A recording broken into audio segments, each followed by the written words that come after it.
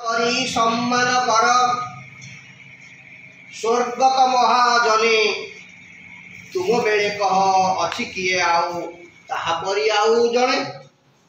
पुणी कवि उत्कलवासी को प्रश्न करछंती तुम परी किए कह अच्छी आउ तुम परी किए तुम बेले कह अच्छी किए आउ ताहापरी आउ जणे। से गोपबंधु भाया आउ द्वितीय व्यक्ति आउ ओडिशा रे आम बेले किए अच्छी कि कहीं नहांती।